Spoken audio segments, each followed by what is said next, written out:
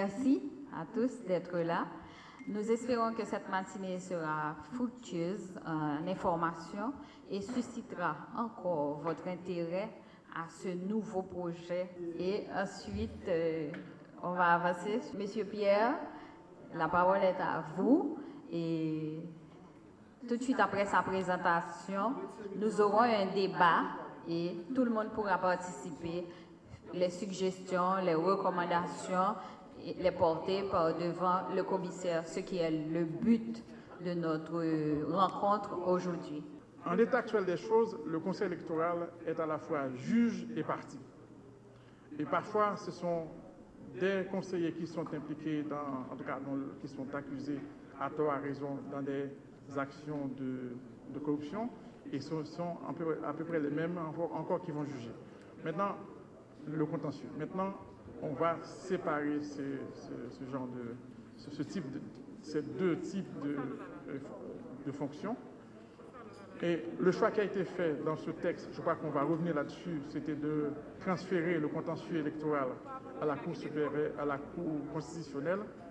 Donc, compte tenu des problèmes que cela pourrait susciter, donc on va peut-être créer un tribunal électoral tel que c'est demandé par beaucoup de spécialistes en la matière.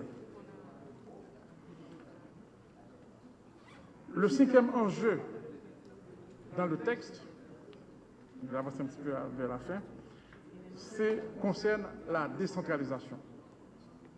Maintenant, la décentralisation, je ne vais pas dire beaucoup de choses parce que dans le texte, toute la partie sur la décentralisation est très ouverte au débat parce qu'il y a des choix qu'on n'a pas encore faits. Mais au moins, je peux dire deux ou trois points d'innovation. Le premier, c'est de résoudre un problème de conflit permanent lié au système de collégialité dans la direction des collectivités territoriales et conseil d'administration au niveau des CASEC, des sections communales, conseil d'administration au niveau de la commune. Donc maintenant, il y aura un élu par section communale, un élu par commune. Et deuxième élément ajouté, c'est un alinéa qui fait injonction à l'administration centrale de transférer les ressources financières liées aux fonctions attribuées, bien aux charges conférées aux collectivités territoriales. Donc, c'est-à-dire si on transfère des compétences, il faut aussi transférer des ressources équivalentes. Donc, grosso modo, c'est cela, mais comme je disais, il faut approfondir la réflexion sur la décentralisation. Il y a beaucoup de points qui n'ont pas été véritablement résolus, ni forcément abordés. Sixième enjeu, c'est l'émiettement des partis politiques. Comme on avait dit, les partis politiques ont un rôle central dans le fonctionnement de la démocratie, a un rôle central dans le fonctionnement des pouvoirs législatifs et exécutifs. Maintenant, l'objectif, c'est dans 15-20 ans d'arriver à un espace politique articulé autour de 3-4 grands partis. Maintenant, le choix qui est fait est double. Le premier, c'est d'adopter un mode de scrutin avec un seul tour. Donc les partis politiques sont obligés de se regrouper, de se mettre dans des plateformes pour aller aux élections. Deuxième levier qu'on a activé, c'est le remboursement des campagnes électorales. Donc désormais, les campagnes électorales sont remboursées sur la base des résultats dans les élections. Donc il faut au moins 10% pour pouvoir prétendre au remboursement des frais de campagne électorale. Maintenant, le dernier enjeu qui est traité dans ce texte, c'est l'exclusion des catégories de la population des affaires publiques. Donc, dans ces catégories concernent les femmes, elles concernent aussi les jeunes, elle concerne aussi la diaspora. Et peut-être qu'il y a une catégorie dont on pense moins, ce sont des anciens premiers ministres et des anciens ministres qui sont suspendus à une question de décharge. Et de 87 à nos jours, aucun ministre n'a obtenu de Premier ministre de décharge de façon régulière. Et donc, ce qui en fait, élimine beaucoup de gens, beaucoup de ressources qui peuvent contribuer au bon fonctionnement des pouvoirs publics. En plus d'être une violation des droits civils et politiques des concernés. Donc, pour les femmes, c'est la parité qui est énoncée, le principe de parité qui est énoncé. Pour la diaspora, ça concerne à la fois la partie sur la citoyenneté et la nationalité. Et pour les jeunes, il faut aller dans les conditions d'accès aux fonctions par rapport au l'âge. Donc, en conclusion, le projet de constitution sur lequel on travaille n'a rien à voir avec le système juridique actuel. La question est-ce que c'est légal ou c'est illégal, c'est une fausse question. Ou bien on peut la poser parce que on ignore un petit peu le lien entre la démarche et le système légal existant. Ou bien on le dit par mauvaise foi pour créer de la confusion, pour mettre la conclusion dans la tête des gens.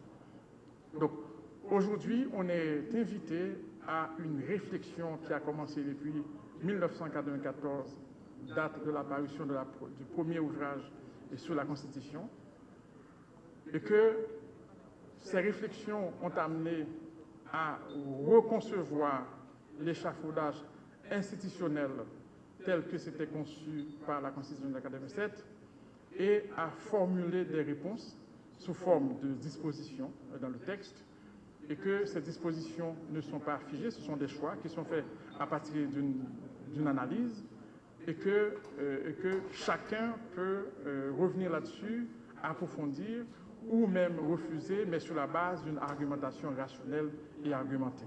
Si je dis, nous n'avons pas courage pour nous gagner des groupes de monde qui chita ensemble sous une table pour discuter, pour choisir comment on a privé dans le pouvoir, imaginez que il y a un vide.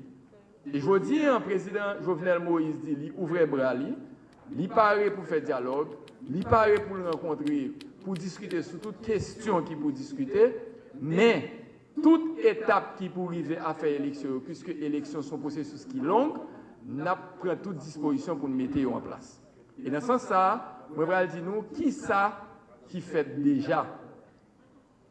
Il y a un CEP qui met en place, suivant disposition transitoire aux constitutions. Il y a pile monde qui dit, le président va te faire élection, il va te mettre CEP permanent, il va te faire loi électorale. Je vais rappeler que le président a nommé 3 personnes, Jean Constitution Amandel, 3 personnes pouvoir exécutif, 3 personnes pouvoir judiciaire, 3 personnes que le Parlement a dû mettre. Le pouvoir exécutif a choisi 3 personnes, le judiciaire a choisi 3 personnes, le Parlement qui est là n'a jamais choisi 3 personnes qui pourraient faire conseil électoral permanent. Et ce n'est pas la première tentative président Jovenel Moïse, c'est la 4e tentative depuis 2012 qui fait pour mettre le conseil électoral permanent. Le conseil là n'a pas jamais mettre en place parce que les hommes politiques et les femmes politiques haïtiennes ont peur des conseils électoraux permanents parce que dans la tête toutes les politiques, si on contrôle les conseils électoraux là, ils contrôlent l'élection. Et comme le conseil électoral permanent l'a choisi ou mettez le pour 10 ans, donc il y a toujours une façon pour bloquer que le conseil électoral permanent pas fait. Deuxième élément, loi électorale. Le président a voué un avant-projet de loi électorale dans le Parlement. Le Parlement n'a pas voté. Quand le Parlement avant le président Jovenel là, il a voué tout un avant-projet de loi électorale dans le Parlement. Le Parlement n'a pas voté. Pour qui ça?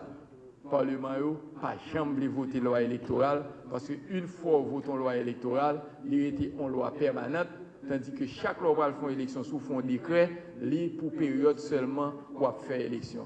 Dans la tête des politiques là, s'il n'a pas contrôlé les lois électorales là, il n'a pas contrôlé le CEPA, il ne va jamais arriver dans le pouvoir. il y a 3 éléments que nous avons besoin de contrôler à femme pour l'élection. C'est comme ça le poil et c'est comme ça nous convaincus de lui. 1, il faut qu'il y ait des gens dans le gouvernement.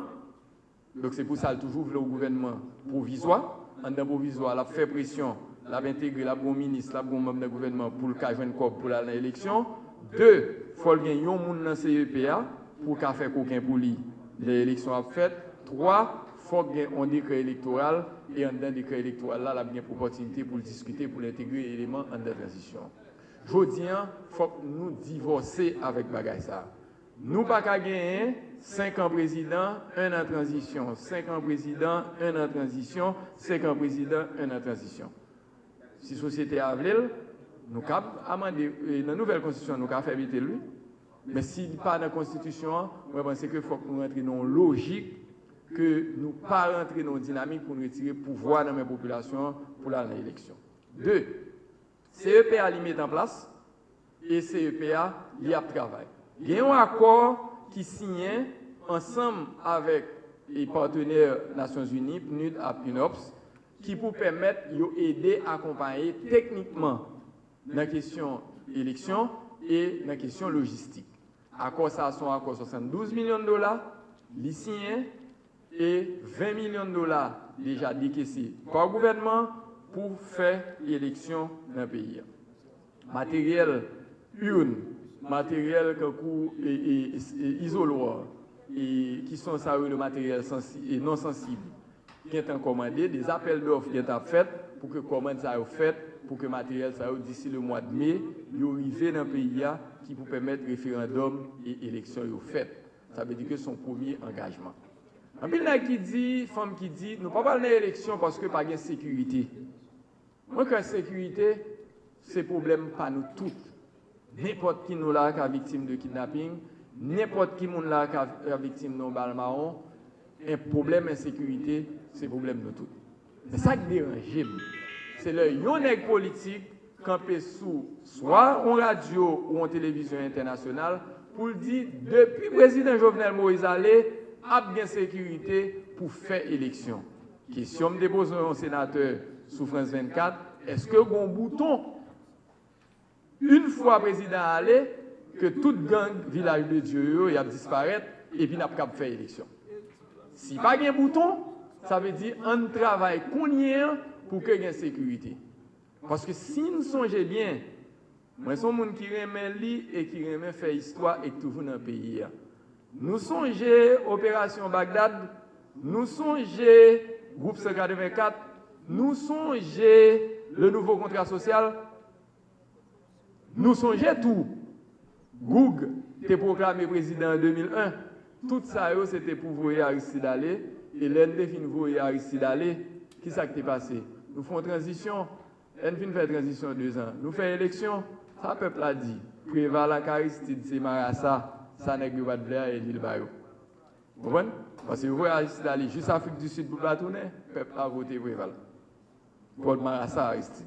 Ça veut dire que la solution, ce n'est pas dans sa livre.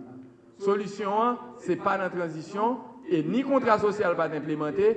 Même M. Goug, que nous avons proclamé président sous Pont-Morin en 2001, l'arrivée pour faire transition, nous mettons l'autre président et qui, je dis, il est dans le comité consultatif là, c'est lui-même qui descend dans le cours de cassation, qui est président, qui fait transition.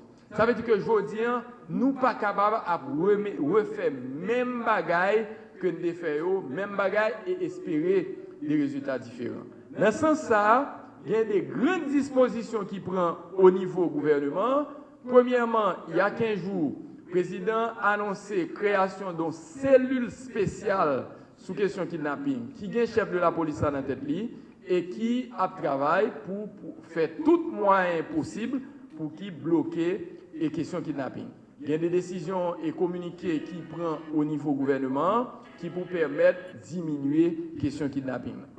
Nous, désolés, au niveau gouvernement, que ça qui passe grave, et je pense qu'ils sont coups durs pour la police nationale, ils sont coups durs pour tout le monde qui est petit dans la police, qui est petit garçon, petite fille qui a servi dans la police pour, comme slogan dit, pour protéger et servir. Je dis pour nous comment bandits mettez embuscade pour yo, yo tué yo mal, ça fait mal, j'en ouais mourir. Mais en tant que gouvernement, moi pense que bandi yo pas qu'à gain raison sous démocratie, bandi yo pas qu'à gain raison sous pays, eh bien, il y a des grandes dispositions qu'à prendre dans les jours à venir. Moi pense que des réponses appropriées